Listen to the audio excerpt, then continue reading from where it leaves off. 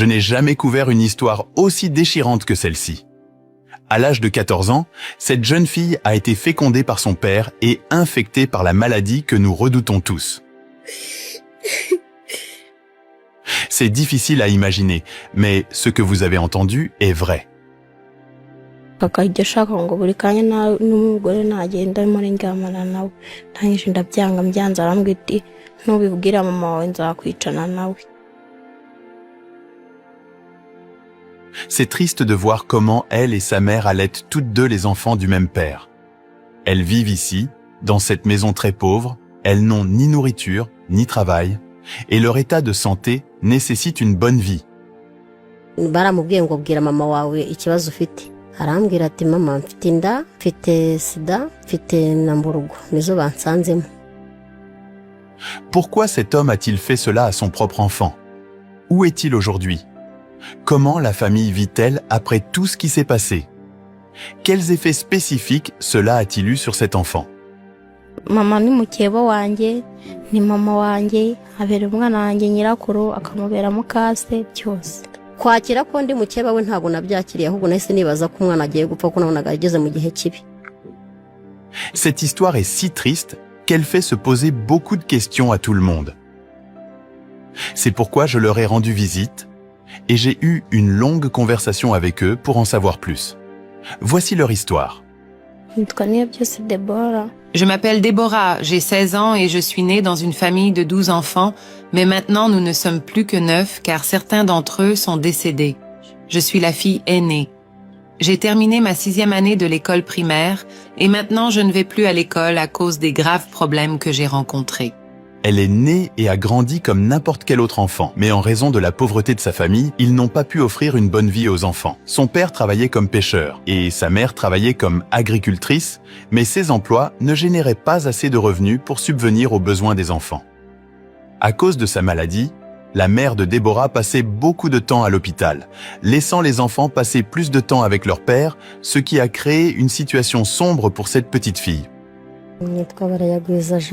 Je m'appelle Jeanne. Mes enfants et moi étions souvent séparés parce que j'ai l'hépatite. Et j'ai passé beaucoup de temps à l'hôpital. C'est leur père qui les a élevés car ils pouvaient travailler et m'aider à obtenir un traitement ou à m'occuper des enfants. Je pensais que tous les enfants étaient en sécurité parce que, en tant que parent, vous avez confiance que les enfants sont avec leurs parents. Malheureusement, ce n'était pas le cas. Mon père avait l'habitude de pêcher du poisson et de le vendre, mais parfois il me le donnait pour que je le vende au marché. C'est ainsi que nous vivions. Cependant, mon père disait souvent que je n'étais pas son enfant et que ma mère m'avait amené d'ailleurs. Cela me troublait profondément. Finalement, mon père a commencé à me forcer à coucher avec lui. À cette époque, ma mère n'était pas là et je n'avais personne pour m'aider, alors je l'ai fait. Mon père m'a menacé de nous tuer tous si je le disais à ma mère.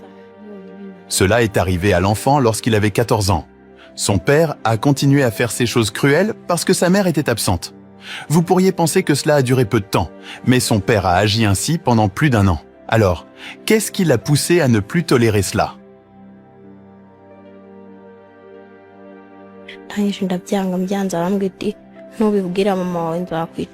Il m'avait dit que si je disais quelque chose à quelqu'un, il nous tuerait tous. Alors j'avais très peur car je pensais que je perdrais ma mère ou que je mourrais moi-même. Après un certain temps, j'ai commencé à tomber malade aux jambes et à la bouche. Finalement, je lui ai montré et il m'a donné des médicaments en disant que je guérirais.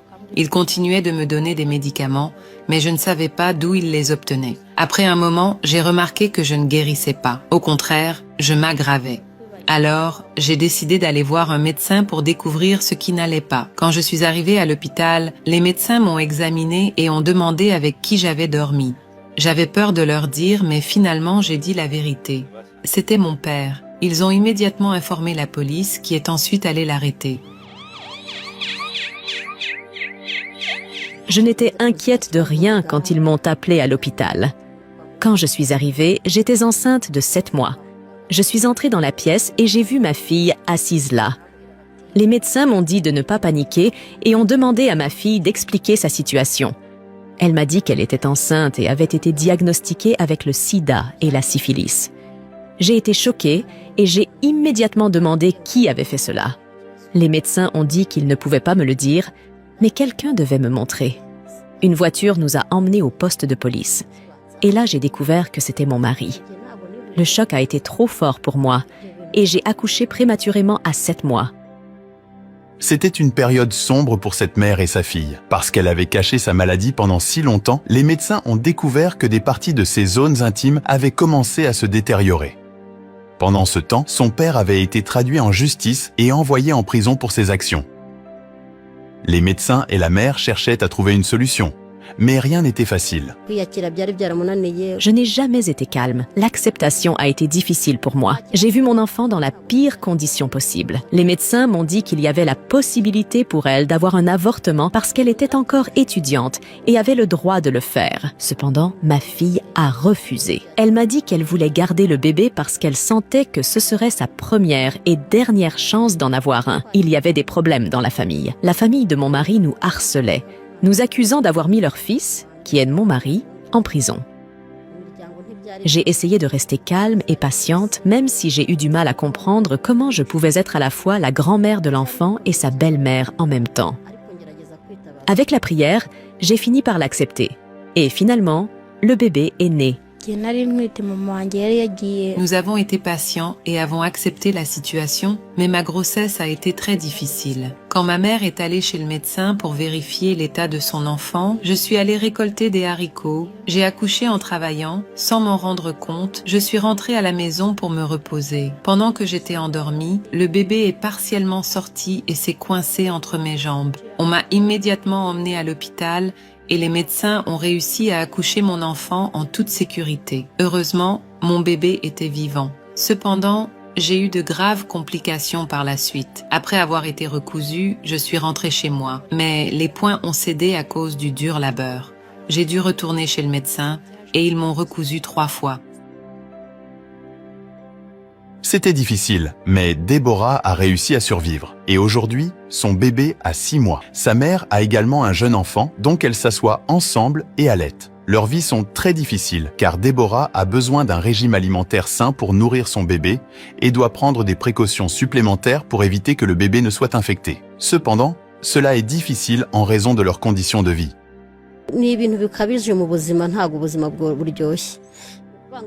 La vie que nous menons est très difficile et dépasse mes capacités.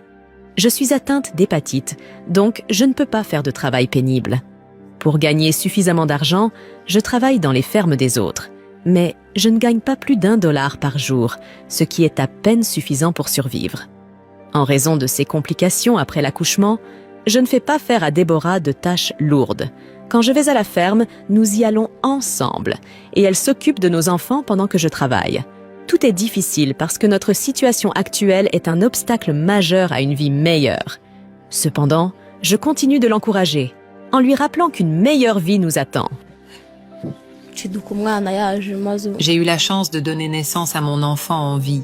J'ai continué à l'emmener chez le médecin et ils ont découvert qu'elle était en bonne santé maintenant à 6 mois. Cependant, j'arrêterai de l'allaiter à 1 an pour éviter le risque de contracter le sida. Vivre sans assez de nourriture est très difficile, surtout parce que je dois prendre régulièrement des médicaments, ce qui affaiblit mon corps en raison du manque de nutrition. Certaines personnes me maltraitent et me blâment pour ma situation, mais je reste patiente et silencieuse, croyant que c'est la volonté de Dieu. Je me concentre sur la prise correcte de mes médicaments et la protection des autres. Beaucoup de gens que je connais essaient de contaminer les autres par vengeance, mais je crois qu'il vaut mieux les protéger. Chez ma grand-mère, ils me blâment pour l'emprisonnement de mon père. Cela me fait mal, mais je dois rester forte. Aujourd'hui n'est pas bon, mais c'est différent d'avant. Maintenant, elle peut faire différents travaux ménagers et aider sa mère. Sa mère fait également de son mieux pour gérer la situation. Mais c'est difficile en raison de sa maladie. Leur ancienne maison était située dans un endroit dangereux, donc ils l'ont perdue. Leur situation actuelle est très mauvaise. Si rien ne change dans les prochains jours, ils n'auront plus de lieu où vivre. Le propriétaire de la maison où ils séjournent leur a donné un avis de départ car il souhaite rénover sa maison. Comme vous pouvez le voir, je vis avec tous mes enfants. Nous avons été expulsés de notre maison précédente parce qu'elle était située dans une zone à risque d'accident. Alors maintenant, nous vivons dans cette petite maison. Le propriétaire nous a permis de rester ici en échange de s'occuper de sa vache. Cependant, je suis très inquiète car il veut que nous partions. Je demande de l'aide à toute personne au cœur généreux. J'ai une maladie qui m'empêche de faire des travaux difficiles, mais je peux encore faire d'autres choses. Si des personnes bienveillantes peuvent m'aider à obtenir un peu de capital, je pourrais démarrer une petite entreprise et trouver un autre endroit où vivre afin de ne plus avoir à nous soucier de notre avenir. Enfin, je tiens à conseiller aux parents de toujours se préoccuper de leurs enfants. Je n'ai jamais pensé que je rencontrerais de tels problèmes graves. Les enfants peuvent être blessés de nombreuses façons. Alors faites attention, car tout ce qui semble bon n'est pas toujours sûr. Ce qui me rendrait heureuse, c'est que les gens puissent nous aider à trouver un endroit où vivre et un moyen d'obtenir de la nourriture, car c'est très difficile pour ma mère. Une autre chose que j'espère est un changement dans notre vie qui me permettrait d'élever mon enfant et de rester en bonne santé. Je souhaite retourner à l'école et poursuivre mes études. Peut-être alors pourrais-je devenir quelqu'un de grand et aider ma famille ainsi que mon enfant. Je conseille également aux enfants d'être prudents et de parler à leurs parents de ce qu'ils traversent. Quelqu'un pourrait vous effrayer pour vous faire taire, mais le problème continuera de vous nuire. Parlez avant qu'il ne soit trop tard. Ne faites confiance à personne car tout le monde peut vous trahir. Avec un cœur généreux, vous pouvez changer leur vie en faisant un don via Giving Life. Le lien est toujours dans la description et toujours dans les commentaires les plus populaires. Nous devons tous travailler ensemble pour créer un monde où aucun enfant ne doit souffrir en silence. Pour les parents, restez toujours proches de vos enfants. Soyez conscients de ce qu'ils vivent et créez un espace sûr pour qu'ils partagent leurs expériences. Votre vigilance et votre attention peuvent les protéger du mal. Pour les enfants, ne laissez pas la peur vous faire taire et rappelez-vous qu'il y a toujours des gens qui peuvent vous aider. Merci de regarder, c'est Afrimax Français. N'oubliez pas de vous abonner.